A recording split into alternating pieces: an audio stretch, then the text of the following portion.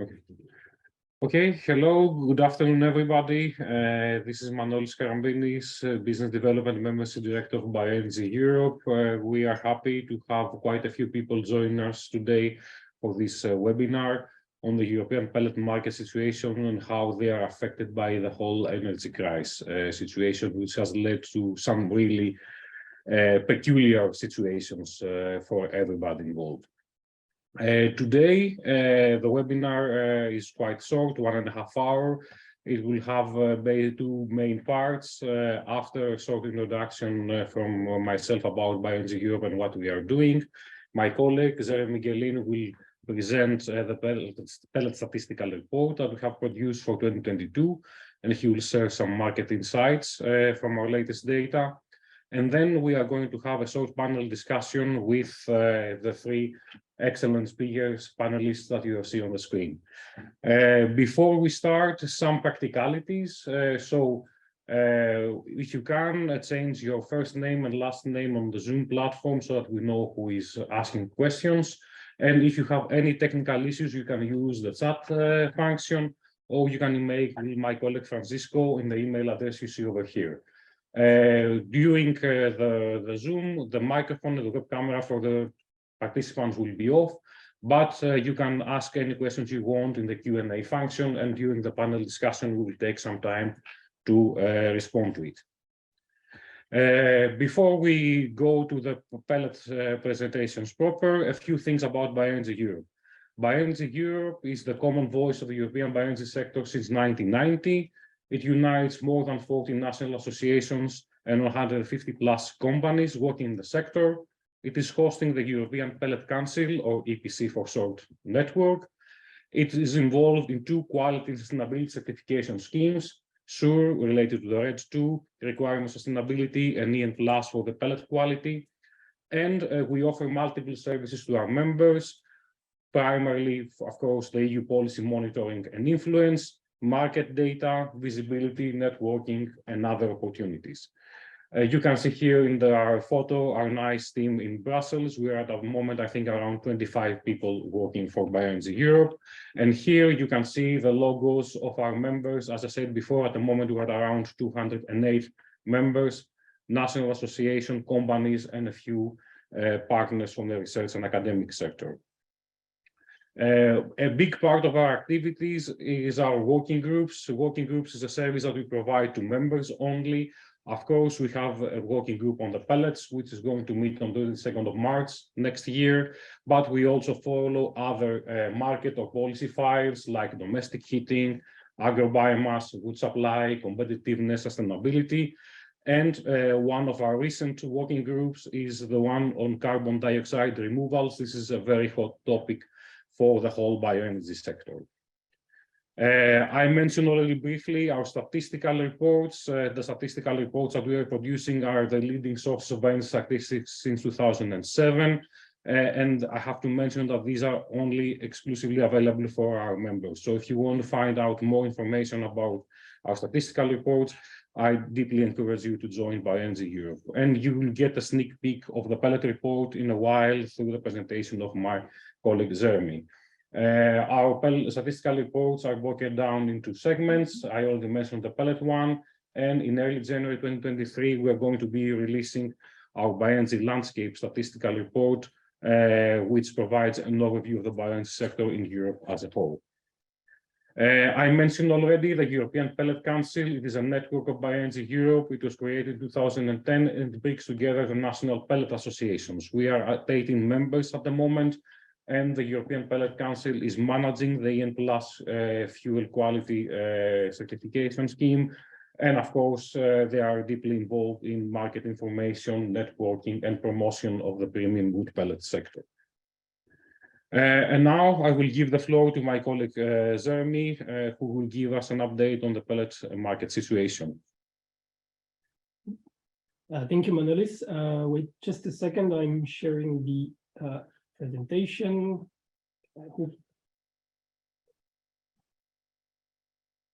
Okay.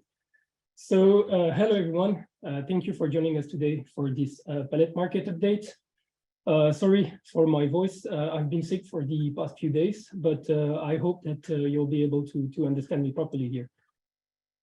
So this presentation will first take a look at how the global supply and demand looks like at the global level and how it evolved in the past years. I will then focus on the EU residential market and also cover supply and demand as well, but also other parameters such as the heating appliances market and pellet prices. And I will then finish with a few key messages. So before jumping into the presentation, I'd just like to remind everyone that most of the data that will be presented in this presentation is covering 2021, and that the 2022 data will be collected in some month to be analyzed for the 2023 edition of the report.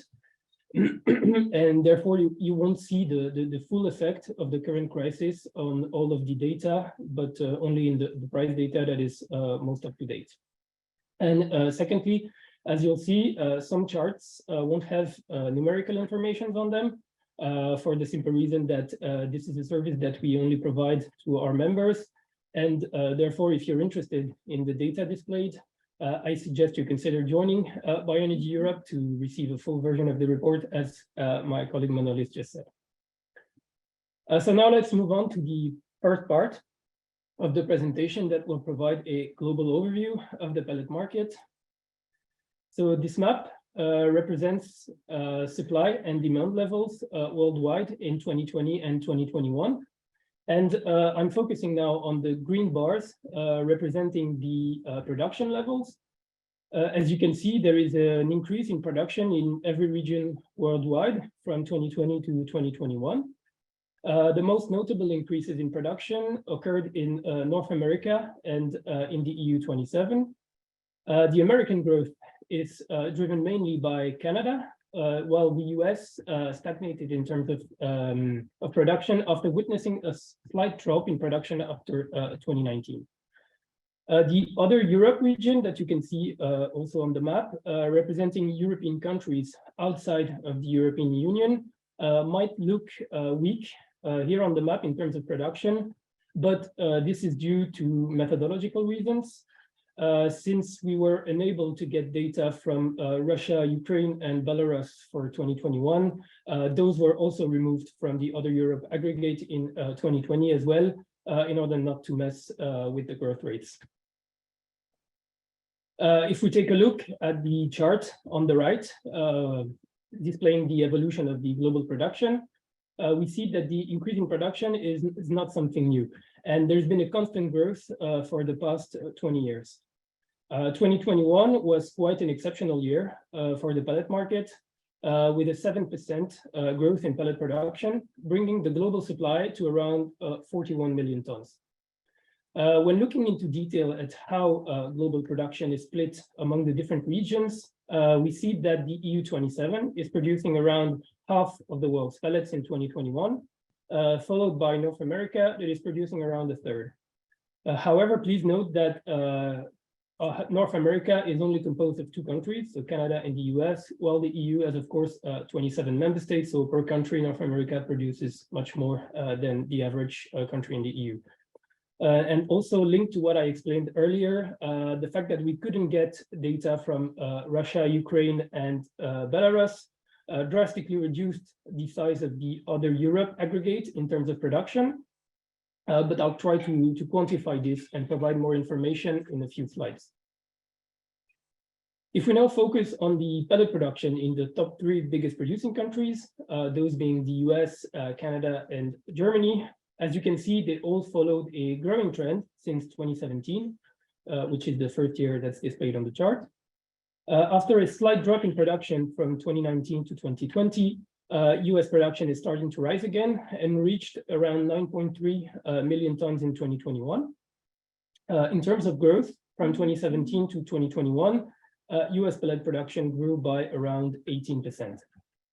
The second biggest producer worldwide is Canada, which has experienced a 52% increase in production compared to 2017 levels.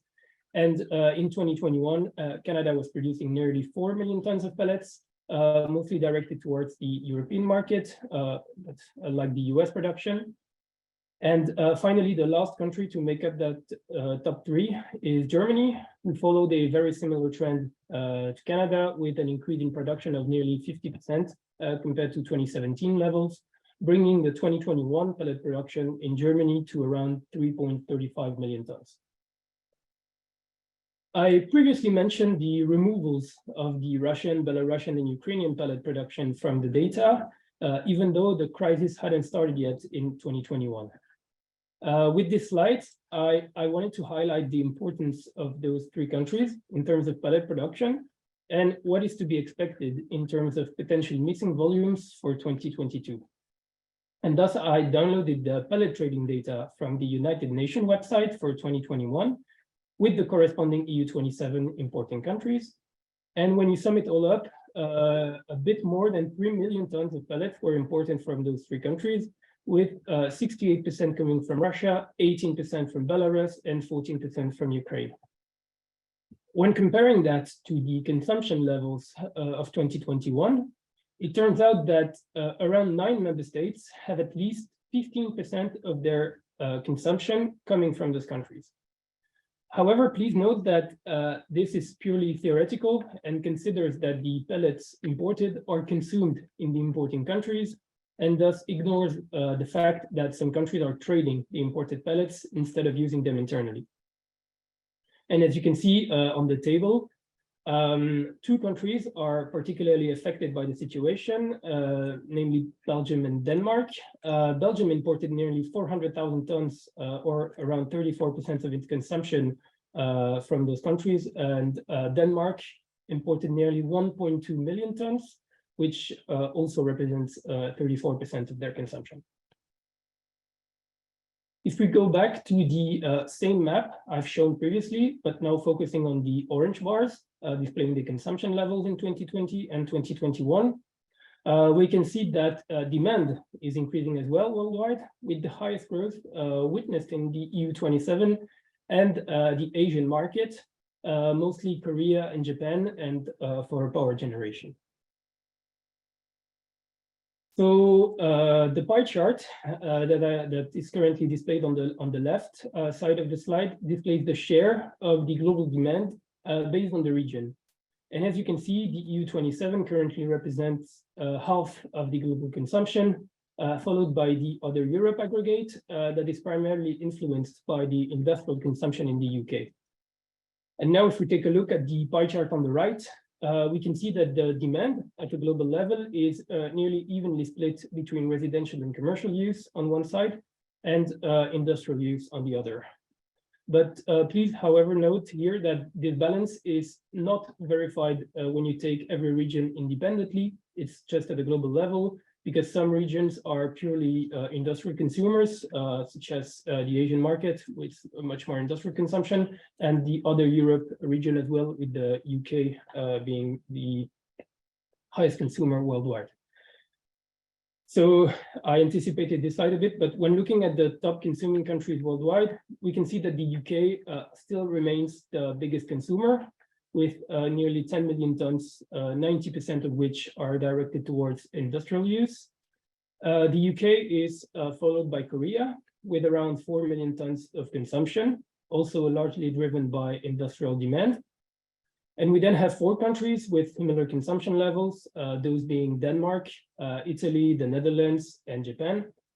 But we can see that the end use vary quite drastically.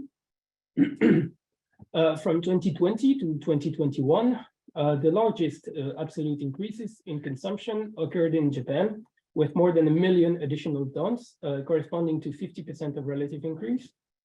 And Japan is followed by the Netherlands, which experienced a 940,000 tons of increased consumption, or 40% in relative terms. And finally, we have Korea with an increased consumption of around 700,000 tons, or 21% in relative terms. It's important to note here that the countries that experience the highest growth in consumption are all big industrial consumers, and mainly for power generation.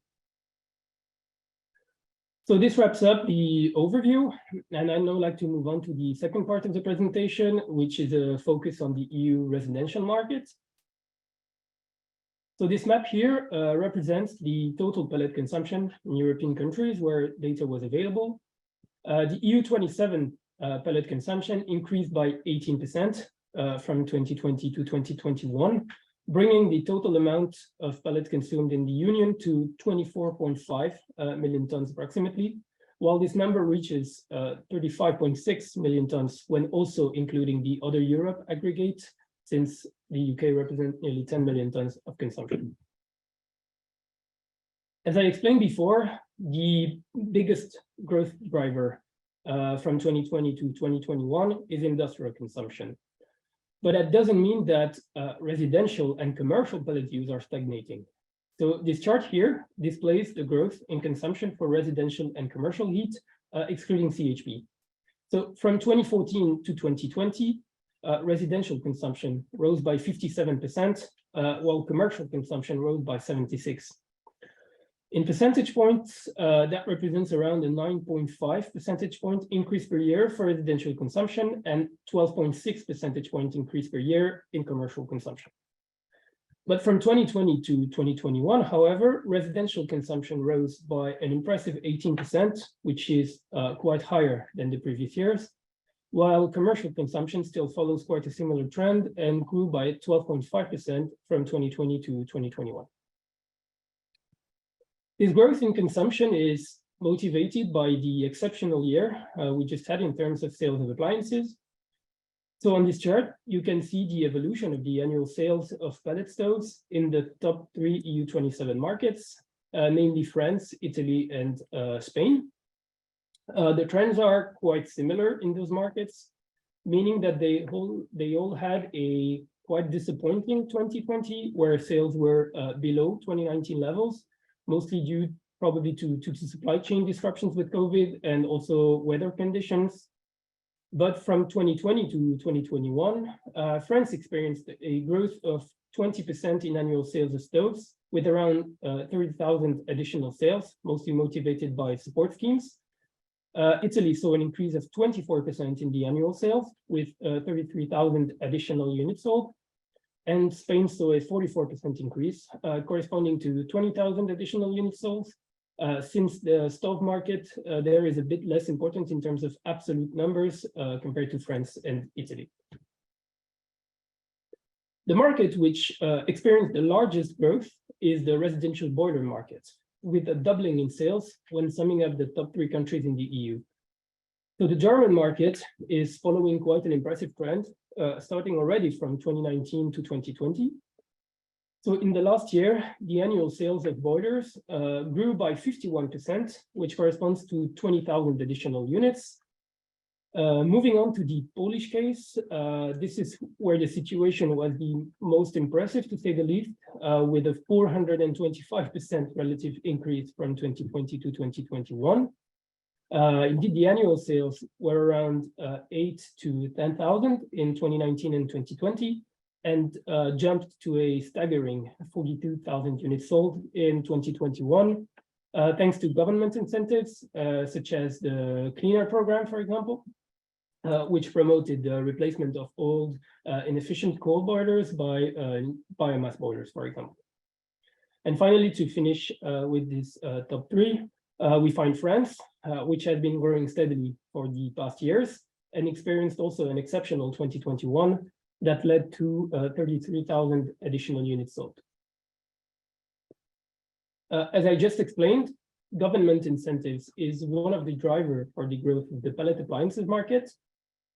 However, there are also other reasons that are convincing more and more people to consider switching to pellet appliances, and one of which being the crazy situation that the energy market is currently in. So here on this chart, you can see an aggregate of gas prices, heating oil prices, and electricity prices sampled from the capital cities of 10 member states that you can see on the chart. And from April 2021 to November 2022, gas prices increased by 185%, electricity prices by 135%, and heating oil by 91%. If we now take a look at how bagged pellet react to this situation, you'll find on this chart the price evolution for the German and Belgian markets for bagged pellets from January 2020 until November 2022. So only two countries are displayed on the chart, as I just said, so Belgium and Germany, but a similar record increase in prices can be seen across the EU. So the highest prices were reached around September 2022 in Germany, with an all-time high of around 857 euro per ton. This is, of course, an unprecedented situation, and such prices were never seen before. But when you translate this into cents per kilowatt hour, pellets are still now cheaper than their fossil counterparts. And on another positive note, we're starting to see price decreases from October, November 2022 onwards, but the situation will probably evolve soon, depending on how cold this winter is going to be. Regarding bulk pellets, similar conclusions can be established with record increases across the member states, with an all-time high of around 800 euro per ton delivered in Germany, and beginning of a price decrease from October onwards. And finally, to wrap up with the price section, here's a graph from Argus Media with the CIF industrial spot price from May 2009 to August 2022. With the changes in the energy market already occurring at the end of 2021, we see prices beginning to increase in June and kept going like this for every month ever since. But however, the absolute price levels are, of course, lower than for the premium market. And this is for multiple reasons, like pellet quality, type of contracts, etc., etc. So this wraps up the focus on the EU market. And now I'd like to move on to the key messages and the conclusion of this presentation. So I'll start with the fact that 2021 was a really exceptional year for pellets, where we saw an increased production and increased consumption worldwide, and a very dynamic appliances market in the EU. Secondly, the growth from 2020 to 2021 was mostly, I forgot to press, but the growth from 2020 to 2021 was mostly driven by industrial consumption, and mostly in the Japanese and Korean power market, who grew by quite a large amount. However, the end of 2021 was also marked by the beginning of the disruptions in the energy market, followed by the Russian invasion on Ukraine, which led to record increases in energy prices. And that also had an impact, of course, on pellet prices. But that could be expected since, firstly, Russia was a big exporter of pellets to the EU27. And secondly, more and more people were looking to make the transition to pellet-fueled appliances to reduce their energy bills, and thus further building up on the tension. Then I'd say that the instability of the geopolitical context makes it very difficult to predict how the situation will evolve for the upcoming months, but I guess that this will be covered in the panel discussion that will follow. And finally, I'd like to finish by saying that changing weather conditions associated with climate change are delaying heating seasons, as we saw, this October, which was one of the warmest ever experienced, and also causing changes in consumer behavior, and thus making it difficult to make robust predictions. So that was it. That's it from my side. Thank you all for your attention. If you have any questions, please feel free to reach out to the email address that you see below in the slide. And now I'd like to give the floor back to panelists, and hope that this panel discussion will be insightful, but I'm pretty sure it will be. Many thanks, Jérémie, for sickness. It was a very impressive overview of the pellet market situation. And as we mentioned before, this was just a sneak peek of our statistical report. So of course, the full version is available for our members. Now, without further ado, I would like to ask our panelists to turn on their cameras and join the discussion. For today's event, you already saw that, and you probably know that the developments are running like crazy. So we thought it would be good to invite people who are really involved in the pellet market. So a producer, a trader, and someone from the Pellet Association to discuss what is really happening on the ground. I would like also to mention that if anybody has a few questions, they can type it on the Zoom, and we will go to it a little later. Daniel, can I ask you to turn on your camera and give a first presentation from yourself and your company? Sure. I hope you can see me and hear Yes. me. Yeah. No, so my name is Daniel Andoff. I'm the managing director for Scandbio, producer of pellets in Sweden and Latvia. So overall, we produce approximately 500,000 tons of pellets, mainly in Sweden, but we have one factory in Latvia as well. And then we also sell some of it in Denmark. Perfect, thank you. Then the trader, Patrick Kongsbak from CM Biomass. Patrick, I hope I pronounced it correctly again, and please say a few things about CM Biomass. You are muted. Thanks for the introduction, and very well pronounced. So I'm Patrick. I sit with all of our business development and strategy in the company. CM Biomass is a pellet trader, but also a producer. So we trade some 4 million tons of pellets annually, and have our own 10 wood pellet plants in the US. We have one wood pellet plant in Denmark as well. And then we have some 50 storages throughout Europe and northern parts of America primarily. And then we trade also in Asia. So we are based globally, but also a very local company. Thank you, Patrick. And last but not least, El Presidente, Pablo Rodero from AVEBIOM, the European Pellet Council. Pablo? Hello, panelists. And as you said, I'm the president of the EPC, that is a network from Bioenergy Europe that joins the Pellet Association, mainly from Europe. And we are dealing with the Gen+. We are managing Gen+ in the whole world. Also, I'm from AVEBIOM. I'm president representing AVEBIOM, the Spanish Biomass Association. And I'm managing Gen+ directly in Spain, no? Among other things. Perfect, thank you. So we have several things to discuss, I think, today with you, and I'm sure the audience would like to hear your perspective on those. But I guess first and foremost, the question on everybody's mind is why are we seeing these record high prices that Jérémie presented a while earlier?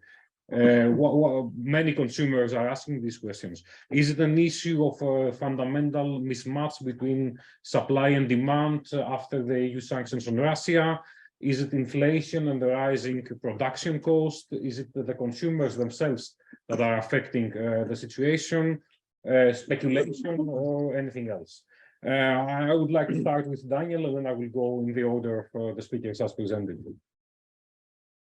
Yeah, I think it's the electricity price and gas price that is mainly driving it, actually. I mean, it's all what you can use pellets for to produce the electricity and so on. And also alternative sources. So that's one of the main drivers, I think. Thank you. Patrick? Yeah, well, I to a very, very large extent agree with Daniel. It is really the electricity and gas prices which are driving up, let's say, the revenue that you can make from using these types of biomass to produce electricity. But they are also these high electricity costs combined with high transportation costs and lack of raw material, especially in the Baltics, driving up the production cost as well. So you're seeing a market now which is being squeezed by higher production costs, significantly higher throughout the vast majority of all production countries, combined with very, very high revenues when the energy prices are high. Thank you, Patrick. And Pablo, what is your perspective on the situation? Yeah, well, I agree with the previous speakers, but we have to have in mind that a market is always demand and offer driven, and the demand has increased along these last years. We have seen Jérémie's graphics, and we have seen that the demand is increasing in Germany, Poland very strongly, and this is driving the market. And on top of that, we have the lack of demand of the pellets coming from Russia, Belarus, and Ukraine, because of the war that they started and the consequence banning from the EU in the imports of wood. That's have been made a demand in the last year that the offer couldn't afford, somehow, and then there was a little perfect storm somehow, for that made an increase in the prices. Also, we have the better analogy that we had also with the consumers' behavior was the paper toilet, people were panicking at the beginning of the winter, or even before the winter, and they were buying more than they needed. That's increased it a little. Once again, the demand. Thank you, Pablo. Quite recently, at the end of November, we had in Brussels our European Bioenergy Future Conference. And within it, we organized a joint session of two of our working groups, the pellets and the wood supply one. And during the discussions there were kind of two schools of competing thoughts about the prices. One was saying that we are in a bubble that may burst in a while, and the data that Jérémie presented with decreases of the pellet prices in the last months might point in such a way. But there is another school of thought, probably driven by the geopolitical insecurity, that says that we may not have seen the end of it and we may go even higher in the future. So I was wondering where would our speakers, panelists think about this? Again, I will go by order of appearance in the slide. So, Daniel? Yeah. This is, of course, a very interesting question, but I think, again, the electricity and gas price will have a key driver to this, but also the weather, of course, how the consumption and usage of pellets week by week, month by month. I think there might be a bit of a mini bubble so that the prices might go down a bit, but I think they might pick up again if the weather and gas and electricity prices are continuing to be on this high level. So that's the big thing. And then the big unknown for me, at least, where we try to get our heads around is where will the season 2023-24 turn out. Among our customers, there are quite a few that are quite eager to already now starting to discuss volumes and so on. So their view is that there might be a tight situation during that time as well. But we'll see. We'll see. Thank you. Patrick, what's your perspective on the issue? Yeah, I must say, first of all, it's always nice to have Daniel go first, so I like this order here, and then Pablo, El Presidente finishes off. So we might change it though in the next round, so be prepared. Huh? Yeah, then we start from the other end, then it's Pablo first and me in the middle. It's fantastic order. Yeah. Yeah, no, I mean, so what are my thoughts on this? I think we, from a supply point of view, went into this heating season, let's say a little undersupply, and then significantly undersupply due to the Russian cutoff that just stopped the pellet supply completely. So if we're just looking at the supply demand, we went into the season with less pellets than the market could probably use. I think what we are at least looking at is, just like Daniel also mentioned regarding supply, not talking about the prices, just the supply is a little bit like everyone is worried about in the gas sector. I think we will survive this winter, both for wood pellets and for gas. But when do we start building up storages for the next season? That's going to be the interesting part, because I mean, we are present in all areas, and we have storages and warehouses everywhere. And we also see the impact globally, that there's just less and less raw material available to produce pellets. Whether it's sawmills, they are curtailing or going down 20% in production, etc. It just leaves less raw material available, and that's already happening in many important markets, and it looks like it will happen in many more markets. I think regarding the price, so that's just, you know, from a pure supply demand, because I don't think the demand is going to stop. From the price point of view, I think we saw the top, to be honest, because the top came around those crazy high electricity prices just when Gazprom announced that they will close Nord Stream 1, and, you know, everyone was screaming and complete panic. And then, like Pablo said, everyone also started buying like crazy. So it was a combination of extreme panic in the gas market combined with the extreme buying, which is also what we saw, especially in the private sector. So that went pretty crazy. I don't think we will see those high prices that you showed, Manolis, on the earlier slide again. But at the same time, we're not going to drop in prices from the levels we are right now. It's not something we see, at least not going into this season right now. And then, I mean, who can tell for the next season? But I think we will see these high prices probably for a year or two. If it's going down 50 euros, maybe, but at least it's going to stay high for a while. Thank you, The problem that we are also seeing is also that with high prices, people are having some problems to actually have the money to have it in inventory, which is, you know, stressing everyone as well. So distributors, power plants, everyone is stressed by the situation. Thank you. Pablo, what is your perspective? Thank you. Just to comment that I'm very fine with this order. Okay. As I said, we made changes there.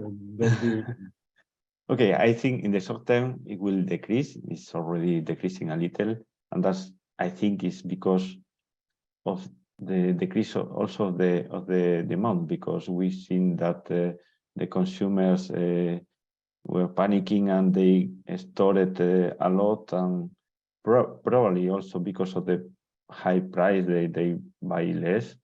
So and also because there's been a lot of good weather, not a very cold temperature until this week in Belgium and France, but that being said, I think the demand is decreasing a little because the storage of the people, they are full now, or because they bought more than needed. But of course, it depends on the weather. If now in January it starts snowing and there is a cold wave, one or two cold waves, we'll see again at least not decreasing and stable price, or a little increase. I don't think I agree with Patrick. I don't think we will see a big increase, because the big increase was mainly because of the electricity. We were having prices of 400, 200, and 300. Now, at least in Spain, we have 180, 140 the euros megawatts. So we can have more or less stable prices, and they can, of course, go out a little, but not like crazy like this past months. No? Thank you, Pablo. I think all of you mentioned in your answers. Yeah, and I think just to, sorry, Manolis, just to add to add what Pablo is saying. I think if it wasn't clear, I don't think we will see the super high prices we saw 2 months ago or a month ago, but for sure I agree with Pablo, they will probably rise over this winter. And I can say, the daily prices right now for those markets, which are the driving markets as consuming markets in the power sector, at least, UK is at 424 today. So it's getting up there where it starts making a lot of sense for them to burn more wood pellets. And that gives me a very excellent pass for the next question, because many of you actually brought up this issue, the way consumers of wood pellets, whether they are industrial or residential, interact with you and again towards the situation. So I will reverse the order to keep you on your toes. And Patrick, I know you're interacting from actors, from traders, the big utilities. So how are they working their way around the current situation? Are they try to stockpile more? Are they trying to diversify? You go ahead and tell us. I'm a little surprised, and now I start, but I'm in the middle, but okay. Yeah. No, I think I mean, what would be best for the market in general is if people buy a little bit all the time. You know, what's very difficult is when 2 months ago people go completely crazy and buy like crazy, because the problem is when that happens, even though there's wood pellets, there's simply not trucks enough, etc., manpower internally in the companies to deliver the wood pellets. You know, so when you have people buying in frenzy, the lead times to get your wood pellets is just so long. We heard even people, you know, they order wood pellets today and it takes 1.5 months for them to get it. And they can't really wait for that because they have a home to heat. So I would say if you need wood pellets tonight, I mean, me as a private individual, I probably wouldn't speculate in what the wood pellet price is going to be. If I need it for heating my house, I would just get some pellets to heat the house, because I think prices will go up. That's what we're looking into. I think prices for this season will go up. And I think if it becomes as hectic as it was, let's say 1.5 months, 2 months ago, then there will also be long lead times on actually getting the wood pellets, even though there is wood pellets, but just because people need to, I mean, it's a physical world, and they need to be delivered by truck. And there was some regions 2 months ago which literally didn't have enough trucks to deliver the wood pellets. Pablo, you're interacting for sure with a lot of consumers. Yeah.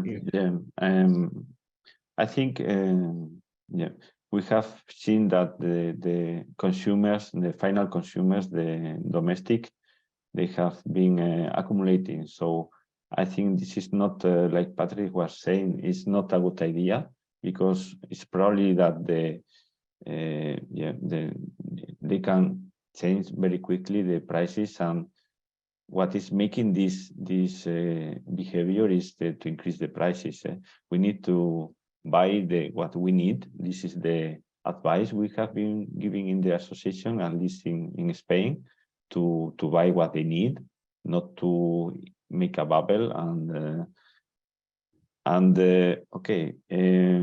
I think this is a temporary situation. Other fuels, they cannot say the same, because gas or natural gas, for example, we don't know. It will be maybe years, this crisis. But pellets, we know there is some potentials coming. So the price, I'm sure, if not for next season, for 2 seasons, it will be quite solved.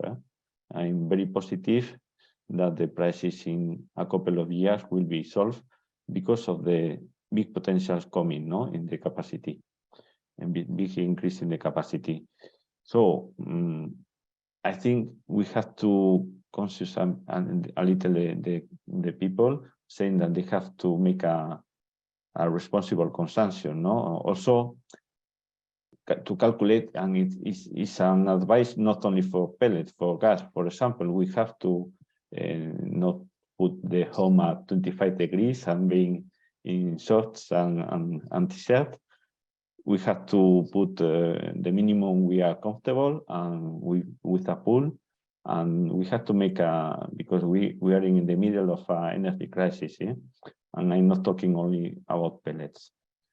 And just to buy the necessary quantity, because imagine if, for example, there's a normal or mild winter like this one, you can have pellets for 2 years. You buy double, as it's been happening. Thank you, Pablo. Daniel, you also interact with consumers, and I guess in Swedish conditions, some of them are also, I would say, commercial ones, like not individual consumers, but not the very big utilities, but also regular businesses like laundries or others who need pellets for their everyday business. How do they respond to the situation? How they interact with you? Yeah, and if we, it's been interesting to see how they have responded in different countries on the consumer side, the actually home consumer. The Danes and the Latvian people, they were very early out hamstering and buying a lot during the summer or just after the summer, while the Swedish consumer, they tended not to do that, but they eventually woke up and then they behaved the same way. While then that went on for a while, and then there was a clear shortage and so on. Now the situation has stabilized, so now people get what they want and so on. But the main advice, I think, would be to don't buy, as someone else said, everything in one go. I mean, buy it a bit continuously, over the season, and also take your own responsibility. You can't assume that you will always get the pellets delivered within 5 days once you order it. I mean, you have to be a bit thinking ahead a little bit as a private individual and also as a company. If you're starting up a new big consumption of pellets in the industrial sector and so on, you can't assume that you can get that with 3 months notice. You might have to start the season before and so on in order to find a good deal and a secure supply and so on. So take a bit of responsibility yourself, think ahead and plan. That would be my advice. Thank you, Daniel. And speaking of responsibilities, of course, we have the bioenergy sector on board with us today. We talked about the consumers, but there's another big actor who is influencing the situation, and that is the governments around Europe. And I was wondering, maybe from Pablo's and Daniel's perspective, I don't know if Patrick can also bring later his perspective on that. How do governments react on the pellets, let's say, supply crisis situation? And because we hear a lot about what they're doing in electricity and gas markets, but it's a bit unclear whether and if they're doing something in the pellet sector. So maybe Pablo, you can go first. Mm-hmm.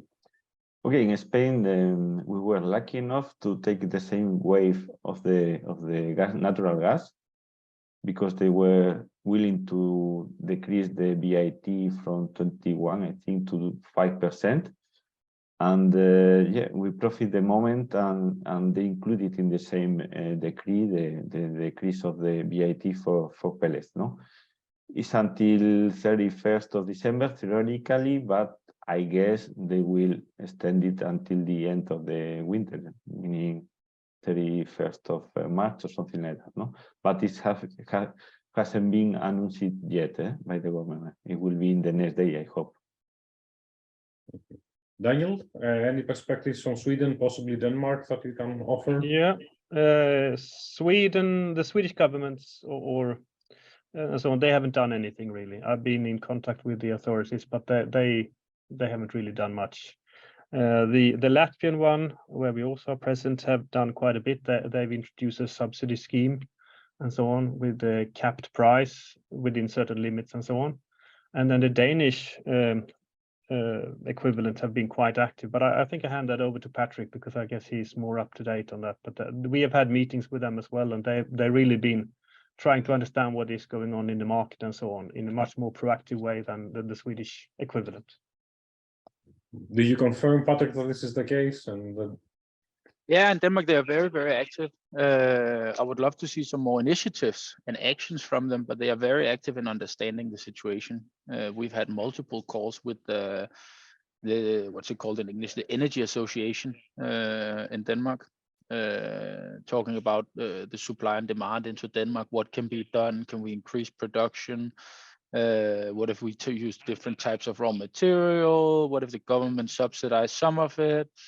Can people use different types of agri pellets, for instance, for their homes? You know, can power plants use that? All sorts of things. We're still to see, at least for the private households, some actual action. In Denmark, there has been giving heat bills, so people got some money from the government if they had gas. For instance, gas heated homes, then they got some money. If they were in the high earning income, people have been able to postpone electricity bills in Denmark, but there's not been any subsidies really for those that heat their homes yet with the wood pellets. But they are very, very active in first of all ensuring that there's enough fuel for everyone. thank you, Patrick. I think it was already mentioned that we might be in for a couple of rough years or heating seasons ahead, but in the future, with the new production capacity coming up, the pellet market will probably balance itself out. So where would we expect that this additional pellet capacity could come from? Is it mostly from Europe or from other parts of the world? Maybe Patrick, so you might have a more global perspective there, so I will start with you first. Yes, yeah, I think if you really need to start from the global point of view. So if we take Russia, for instance, yes, let's say 3 million tons was removed from the European market when the sanctions hit. Russians have been able to actually divert quite a bit of that going into the Asian market now, to South Korea, etc. That, you know, gives a little more supply into that market, frees up other volume. They have also been able to export quite a bit actually to Turkey. And then from Turkey, it goes to the European market, magically turned into Turkish wood pellets. So it's not 3 million tons that disappeared from the global market. It's maybe around, let's say, 1.5 million tons or something like that. There's no specific numbers to this, but my point is more, it's not 3 million tons that disappeared from the market globally. Well, regarding what you will see more of new production, Southeast US and US in general is growing right now. We have 10 wood pellet plants over there already, and we are expanding them. So just over the next, let's say, 12 months, we will expand our production capacity with 400,000 tons in the US, and others are also doing it. Others are also investing in production in that area. The Asian production in general is also growing, more plantation wood, etc., coming out there, and more of that volume is expected to also go to Europe, not to the, let's say, the residential market, but to the power plants. So then, of course, you have you still have Sweden. There's some Norway production, but I'm sure Daniel can say a little bit more about Sweden. But there's sawmills there, and there's Germany as well.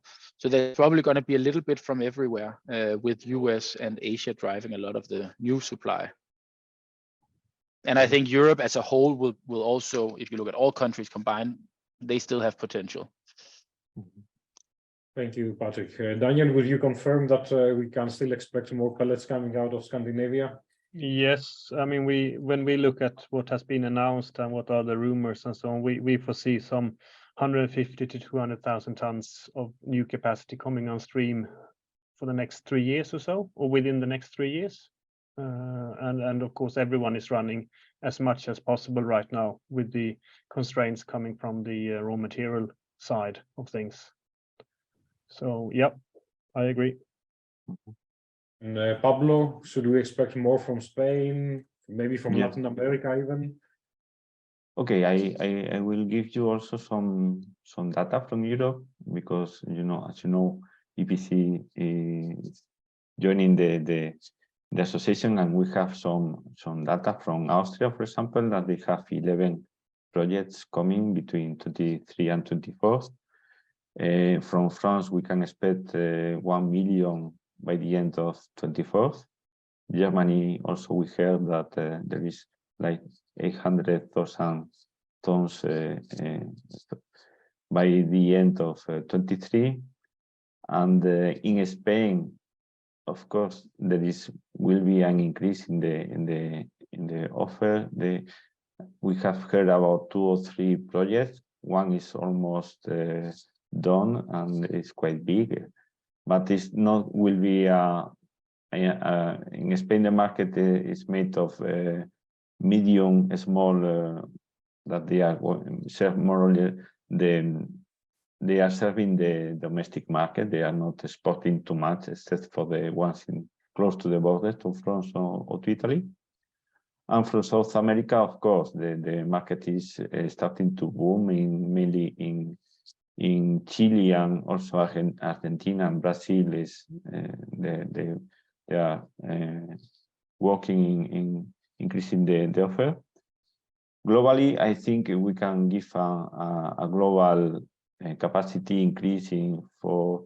We saw a post from Gilles Gauthier from Hawkins Wright, and they are calculated that there will be an increase of 5.7 million of extra capacity by the end of 24, no, globally, excluding Russia and Belarus.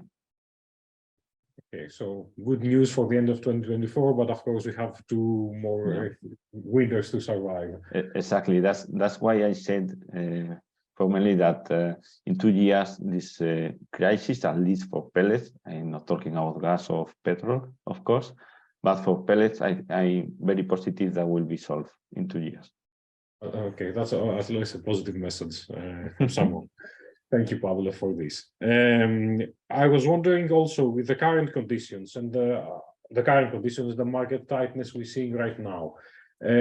People are perhaps exploring alternatives. Alternatives could be, for example, Patrick already mentioned agro pellets. They're discussed in Denmark. Briquettes, for example, might be a solution for some, especially with firewood restrictions. And also, I was wondering whether the situation is affecting demand for certified products.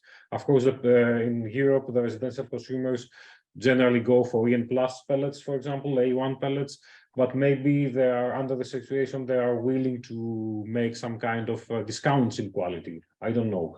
What could be your perspective of this? Pablo, maybe you can start first. Regarding certification, we are seeing that there is an increase in the certification. We have been requests not only from Europe but from unusual sources like China or South America willing to certify because they need to sell to Europe, no? And in order to sell to Europe, they need to be certified because the market, the consumers and the big stores like Leroy Merlin or whatever, they are requiring the EN+ certification. So I think that there will be an increase because of the increase of the sources of we are sourcing pellets now from other markets that the share of the certification was low, no? And regarding the agro pellets, I'm positive for mid-scale or big scale, meaning a hospital or something like that, or a school, not for stops. I don't think the market will accept new fuels like agro pellet from straw or prunings, whatever. I'm positive also in the market, at least in the Mediterranean, that they will change a little. Now we have in Greece, on Spain, on Italy, olive stones that they are very good quality and they could be used in stoves without problems. But most of these olive stones, they are going directly to industries, no? So I think the behavior will change and these olive stones will be used more for domestic because of the high value of the fuel. And for example, these prunings we were talking of, these straw pellets, we work for the more medium market or industrial market, no?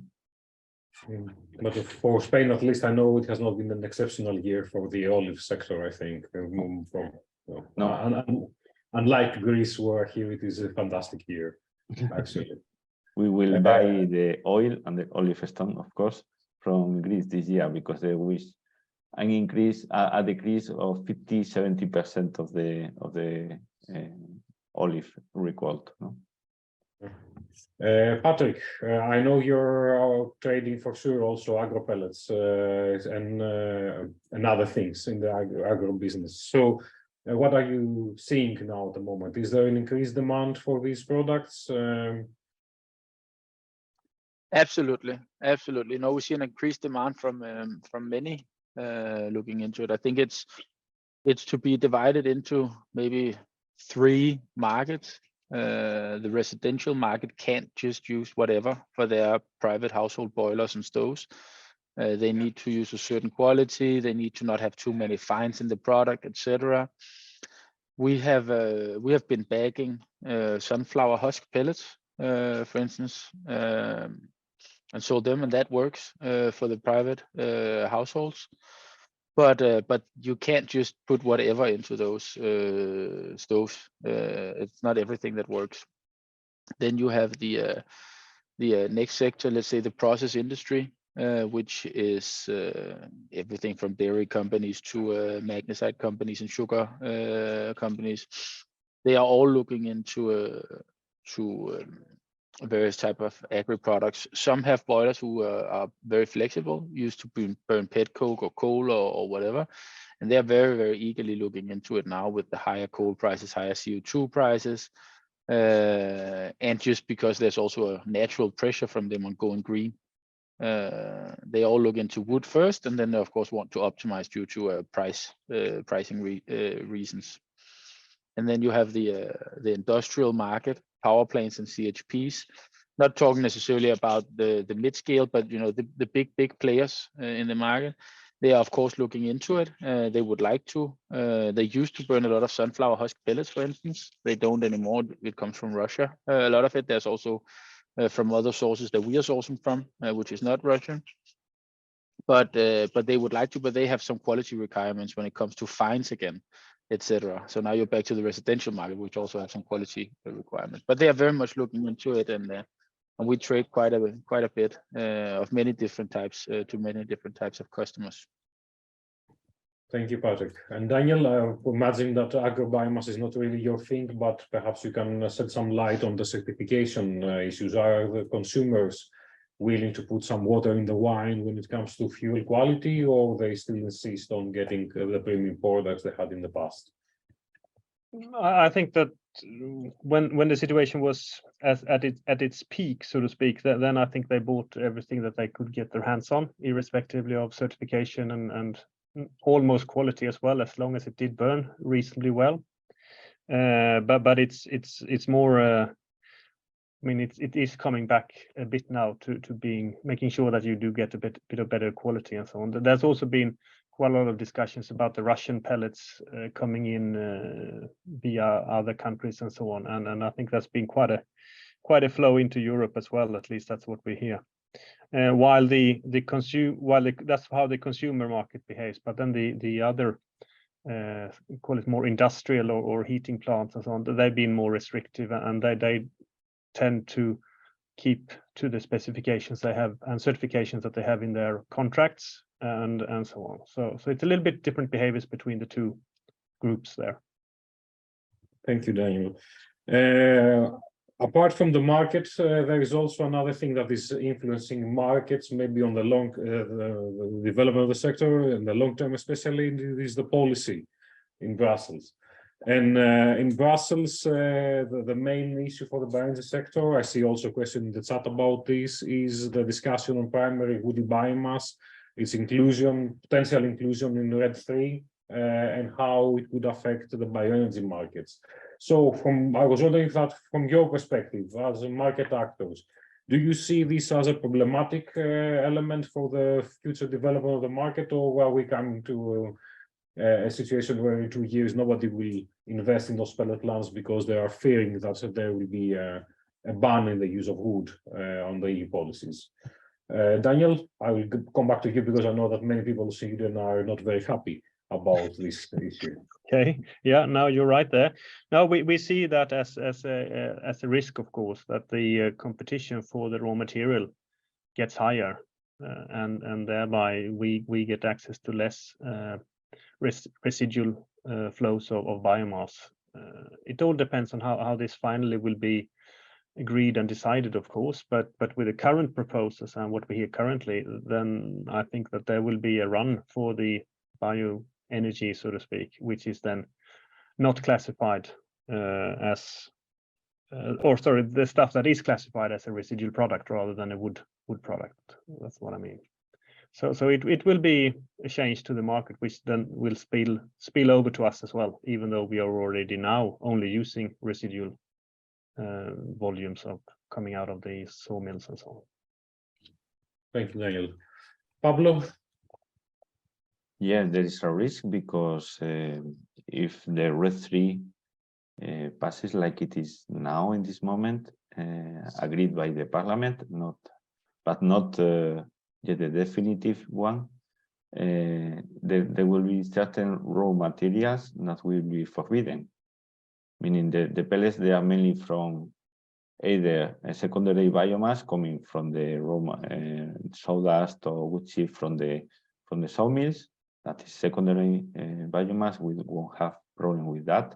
But if they are coming from forest residue, like it is the case in, for example, 50% more or less in Spain, these raw materials, they will be okay. They will be able to use it, but it will be not renewable energy.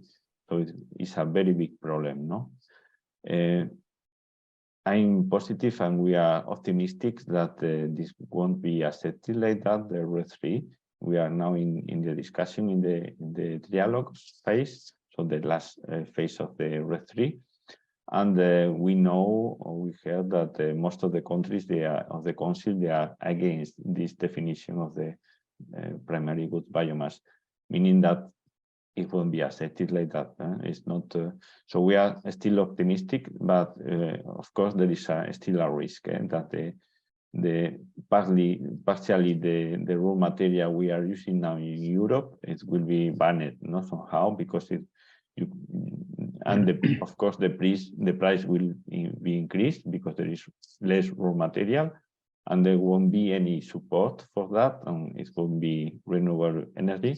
I repeat, if the RED 3 passes like it is now, but I don't think it will pass. I think it will be amended in the dialogue phase, and the definition will be amended. For sure, I hope so, and I think also our colleagues in the advocacy department by Bioenergy Europe are doing their best to influence the discussion, and for sure many member states are against this. Patrick, I hope you're not the only person in the room who is supporting primary wood biomass. No, I think I can do a copy paste of what Daniel and Pablo said. More or less, it's going to be a problem. One thing is the availability of raw material in general for wood pellet plants. Another thing is the pure.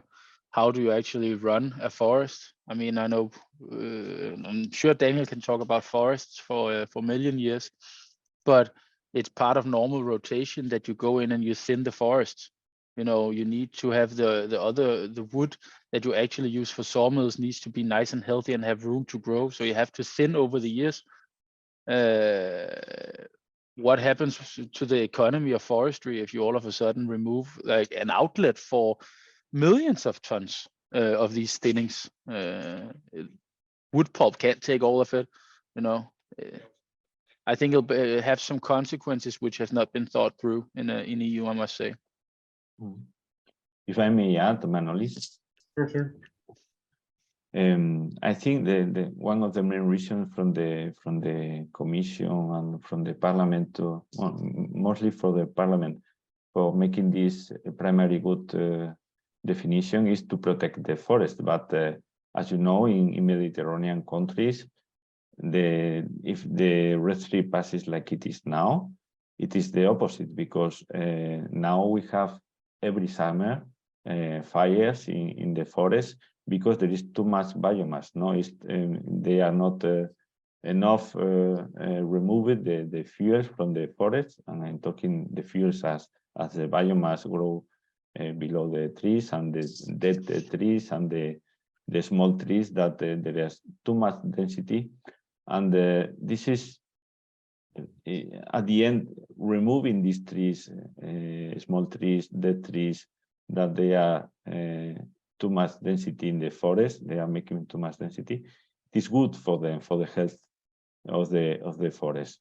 So if we ban this primary wood, it will be a disaster. No, every summer, what we are not removing will ban, and we will have a really good problem. No, we saw that in Spain. We had a terrible summer regarding the fires, and there was some discussion about this, no, that we have to remove more fuel from the forest.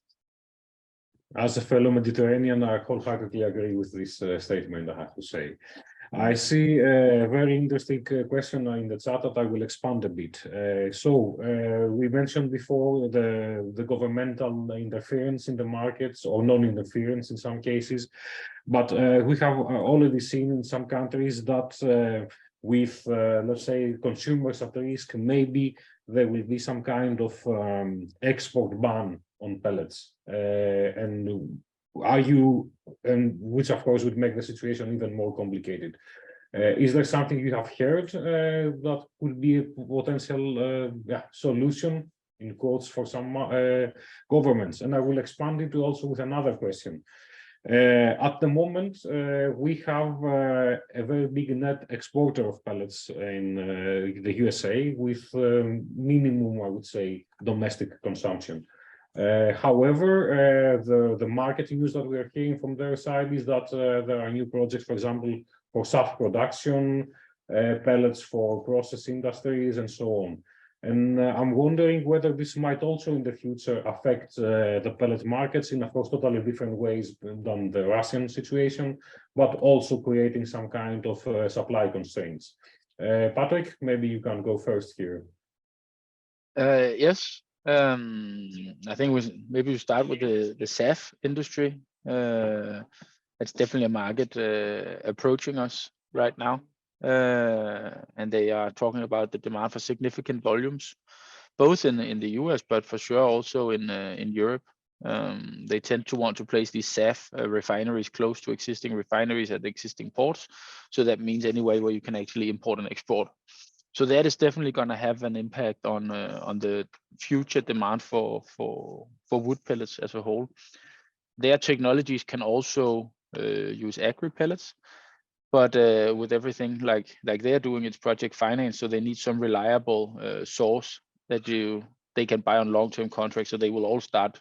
Most of them will start looking into wood, and then supply with agri pellets later on. But that will have an impact. This is regarding the premium market that we call it, the residential market in the US. We're naturally also following it, and we do see an uptick. It is growing year over year. It's not growing like crazy, but it is growing, but not at all at the pace that the production capacity in the US is growing right now. But it will eventually be a larger market. It's just difficult to say when. Do you feel that there might be some of your, let's say, markets from which you now source pellets in the EU mostly, might impose export bans that would limit trade?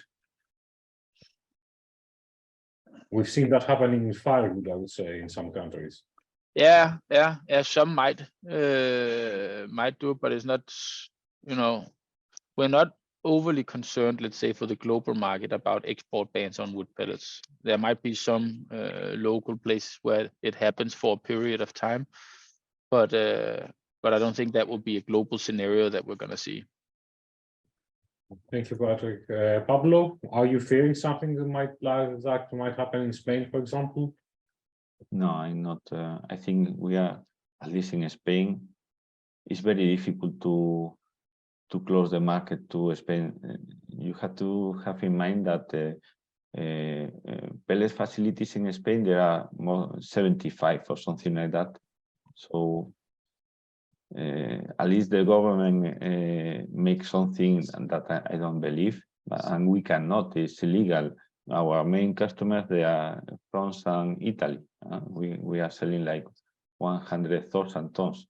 It's 10% of what we produce.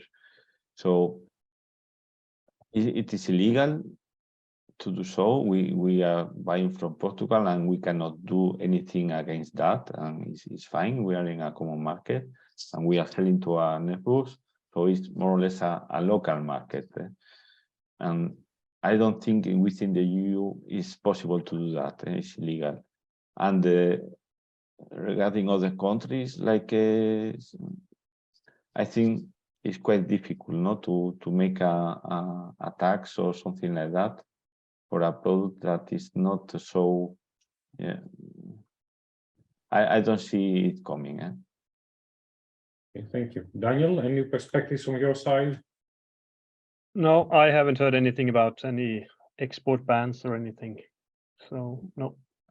I hope nobody hears us and gets this idea to solve the situation then. Good. Another question that I see on the chat also has to do with alternative products, but this time is a bit more like an alternative way of making pellets. So are you seeing any kind of increased demand or market interest for torrefied pellets? Patrick, maybe we'll come to you asking for biomass, so you would know if somebody's looking for torrefied pellets, maybe. Yeah. I'm not maybe not the right person to answer. I'm not super positive on torrefied pellets. I would love to see someone do it and make it work, but I think it's been around for 15 years or something. Everyone has been talking about torrefied pellets and that it should work. I think if someone really makes it commercially viable, there's some projects here and there, you know, 5,000 tons, 50,000 tons, small projects. There's also some projects where we know that they have been producing, at least on the paper, both white pellets and normal wood pellets, and then torrefied pellets. And we bought the white pellets, and someone else bought the torrefied pellets, and the torrefied pellets was never produced. So I think it's a difficult one because it also requires a large capital investments. The technology probably works to some extent, but I must say we're still to see it on some commercial scale. But then again, you know, if you look at Germany, there's a lot of coal plants. There's a lot of coal plants throughout the world. So I mean, the demand is there. It can happen if someone makes the production work, but it's difficult because it's expensive and risky. Yeah, at the moment, it seems that any demand for torrefaction is mostly coming from Asia, it seems, rather than from Europe, or anyway, we see not many other movements in the utilities scale for bio. No, it is what we see also, and also because if you convert a coal plant or you need to make it work, either you, I mean, you have a huge coal plant and you want to make that work without coal. You can't make that work with 50,000 tons of torrefied pellets. You know, you need some significant volumes to even keep the plant operating. So you need maybe 500,000 tons or 1 million. So you can't get that in torrefied pellets. So what do? Either you shut it down, you find something alternative, or you actually make the other investment, which is the investment in a silo and a little bit of grinding the wood pellets, and then you can get a long-term contract for wood pellets instead. So I think there's still some issues, but probably some of the co-firing plants would be the place to start. Patrick?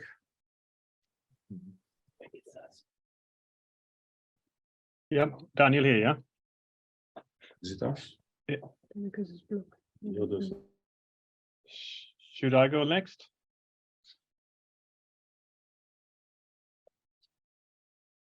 Daniel? Do you hear us, Manolis? Yeah, sorry, we had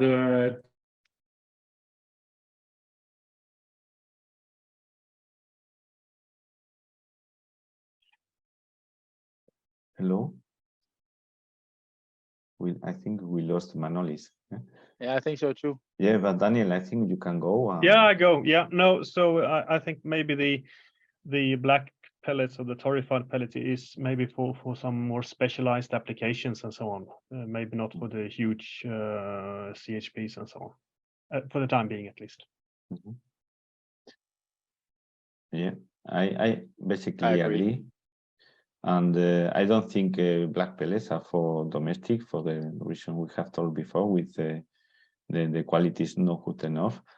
I think for the industrial market, for the coal plants, maybe in the future, it will be a good alternative if there is a way of making them profitable. Nowadays, I think it's not the case with the coal prices.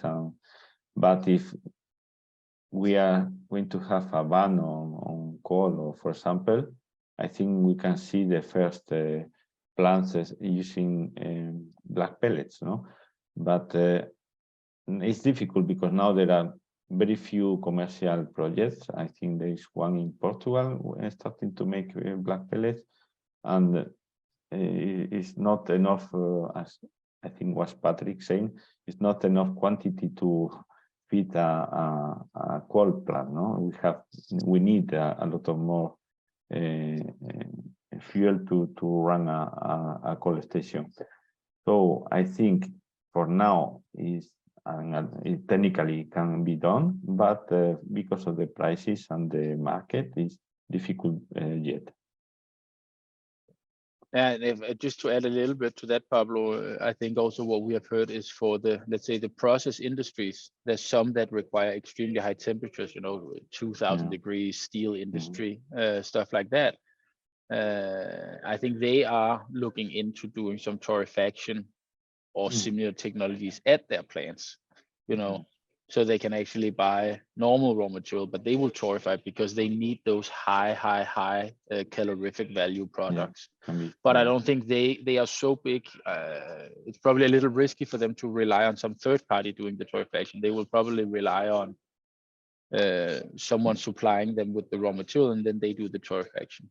But I might be wrong. But. Yeah, I also think that the main advantage you have because of the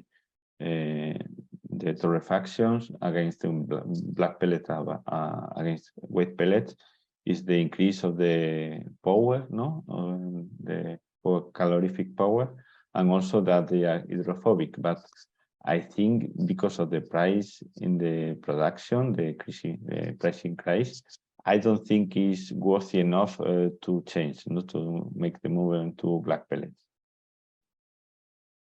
Okay, good to see that the panel can moderate itself without our intervention, even when we lose connection for a while. Next question is for you, Manolis. Now we are the moderator. No, but I saw a comment on the chat which is very relevant, and this is the end of the torrefaction conversation, that indeed some industries like the steel sector are progressing with torrefaction as a substitute for metallurgical coal. In fact, we are organizing a workshop on the issue on the 15th of February in Ghent with ArcelorMittal, which is pioneering this in Europe, at least. So we have some minutes left, so maybe one final question I see from the chat, and it has to do back with the issue of the rising production costs for pellets. The governments in Europe introduced a revenue cap for electricity a while ago. And the question is whether this is affecting somehow positively, I guess, the pellet production cost, but also expanded a bit is how do pellet producers can cope with high electricity prices on their own? Can they rely on instruments such as net metering, maybe increased self-cogeneration of electricity to handle this? So maybe Daniel, I will start again with you as a pellet producer. Yeah, no, we would then, of course, try to reduce the consumption. That would be the first way to go, as always. But then the price of electricity is, of course, very important to us, and we've seen significant increases in the cost per ton when we produce the pellets. But yeah, there hasn't been any other discussions in terms of interference or whatever you call it from the government. There is some things going on in Sweden, but no one really understands how it's going to work. But eventually we will be aware. But that's the status right now, at least. Thank you, Daniel. Patrick, you also double in wood pellets production. So any thoughts on this? Yeah, it's I mean, electricity in general, we keep an extreme attention to it just because it impacts the market. We discussed that. It also impacts our production costs significantly. So we are looking at, you know, when is the high electricity prices versus low electricity prices, see if we can time our production. You know, if we are not, if we have extra capacity, maybe we try to produce wood pellets more during the lower priced hours, stuff like that, because it has a significant impact. Thank you, Patrick. And Pablo? Yeah, so we are one of the first countries to introduce a cap in the price of gas for making electricity, and I think for the at least for the industry, for the pellets or for any other industry, and the results was positive because the price of the electricity has decreased, so not very a lot, but it has decreased, and it's been a little stabilized, no? Regarding the second question about what a producer can do, we were suffering at the beginning of this year, in February, March, April. Our producer, as everywhere else in Spain, were suffering a price increase of the electricity, and of course the first thing is to only produce when the electricity price is lower, no, normally at night or something like that. And there were some short periods of time where Spanish producers were, or some Spanish producers were stopping because of the electricity price. at the time the selling price was very low and the increase in the electricity was so high that it was not profitable. So they had to stop for some days. Later on, the price was okay, the selling price was increasing, so it was okay to produce, but of course the price has increased a lot. Okay, so in the short, very short time measures, it will be to produce only in the periods of which electricity is low price. No, the medium term solutions will be to install solar panels, to make cogeneration if possible, and to try to avoid as maximum the consumption of electricity from outside is more expensive, no? Thank you, Pablo. And since we are coming close to the end of our webinar, I have to thank all three of our panelists. I think you provided excellent insights on the current market situation and what could be some potential ways out of it. Of course, we don't know what is going to happen. The main message is that we are probably going to face a quite difficult heating season, but it seems like we will survive this one. The next one is probably going to be also quite tight, probably, but from then on, hopefully, we can start relaxing a bit in the pellet markets. So I think that's the long-term positive message. So many thanks, and before all of you, and before we close our webinar for today, I would like to share with the audience a few upcoming events that could be of interest for you, since you're so many of you here today. I mentioned before our statistical reports, and on the 12th of January, we are going to have one more public webinar about the statistical reports overview. My colleague Jérémie again will provide some key insights about how bioenergy is really driving renewable energy production in Europe across different market segments. And on the 26th of January, we are having another public webinar on the very hot topic of carbon dioxide removal certification. You may have heard that there was a proposal from the European Commission very recently, a couple of weeks ago. So in this upcoming event, we will explore a bit more the policy side of it, as well as how some sectors can contribute to carbon dioxide removals in combination, of course, with bioenergy. And last but not least, since most of you here are, I guess, one way or another related to the pellet market, I would like to really stress out the European Pellet Forum. This is a physical event that will take place in Graz, Austria, within the framework of the Central European Biomass Conference on 18th of January. This is a new initiative of the European Pellet Council and the National Pellet Associations. It will be a series of conferences every year organized in different countries by the National Pellet Associations. First one is being hosted by ProPellets Austria. And during the conference, we will have the opportunity to discuss, of course, the international market development. The European Pellet Associations will participate in the panel debate. Of course, we will double into the policy situation and how the pellet sector can communicate effectively on its challenges and how to be more maybe proactive also.